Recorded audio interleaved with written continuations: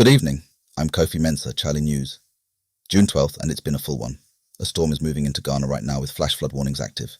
The fugitive MASLOC boss is back in Ghana, in handcuffs. Canada has blocked Thomas Partey from the World Cup opener, and much more. Stay with me, eh? First, if you're out right now, pay attention. The Ghana Meteorological Agency has issued a flash flood warning. A rainstorm is crossing from southern Togo into southern Ghana as we speak. Thunderstorms, moderate winds, flooding in low-lying areas, imminent. Avoid floodwaters, do not drive through them, this is not a drill. And while the rain falls, remember Mahama's campaign promise of an engineering solution to Accra's flooding. 17 months in, no funded drainage program, no desiltation timeline, nothing. Accra is underwater again, and the silence from government is its own answer. It's how to a moment many Ghanaians have been waiting for. Sedina Tamakloe Attionu, the former MASLOC boss who slipped out of Ghana in 2021 on a so-called medical trip, landed at Kotoka International Airport today in handcuffs, extradited from the United States. She was convicted in absentia in 2024 on over 70 counts of stealing and money laundering, nearly 90 million Ghanaian cedis of taxpayer money. She's back. Full breakdown on chale.news. On the economic diplomacy front, Ghana has secured 0% tariff access to the Chinese market, announced at the China-Africa Summit in Changsha today.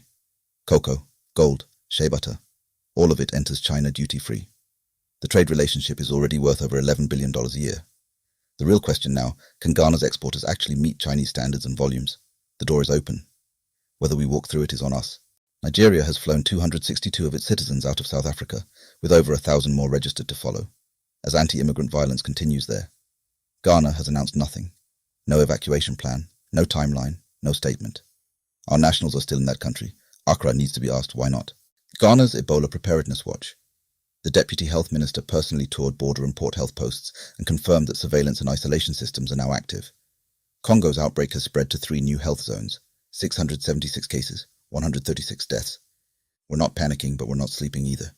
Charles Amissa was 29, an engineer. He was turned away by 3 Accra hospitals. He died. The government has confirmed it. Neglect killed him. 2 deaths like this already in 2026, and Ghanaians still have almost no legal protection when a hospital fails them. That is a crisis.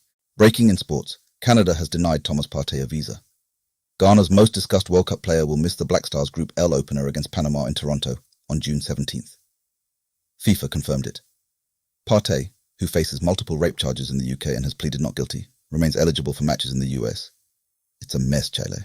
Meanwhile, the government has released 76.4 million Ghanaian cedis, roughly $6.5 million, to fund the Black Stars World Cup campaign. 58.9 million Ghanaian cedis is already out covering preparations and group stage costs. The rest clears outstanding qualification bonuses. The money is moving. Now let's see the results. Good news for cocoa farmers. COCOBOD is holding the producer price steady at 1,241 Ghanaian cedis and 76 cents per 30 kilograms load for the 2026 light crop season, despite global markets dipping.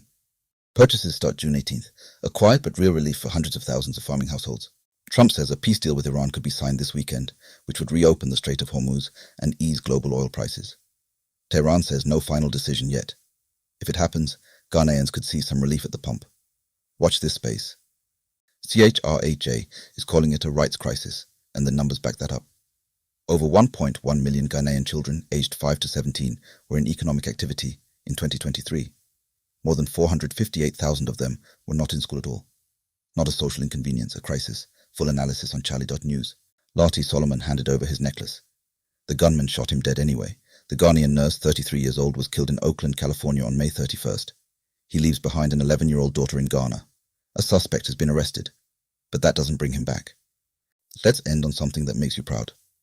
Ekofa Dagadu, who stood on the NSMQ stage for Keta SHTS back in 2019, just graduated from MIT with a chemical biological engineering degree and was named the most outstanding chemical engineering student in Boston. She's also heading to Tsinghua University as a Schwarzman Scholar.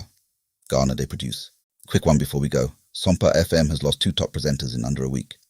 Oheneni Adazoa left in tears on June 5th. Sports journalist Orlando Jr. followed today. Management has said nothing. Social media has plenty of theories.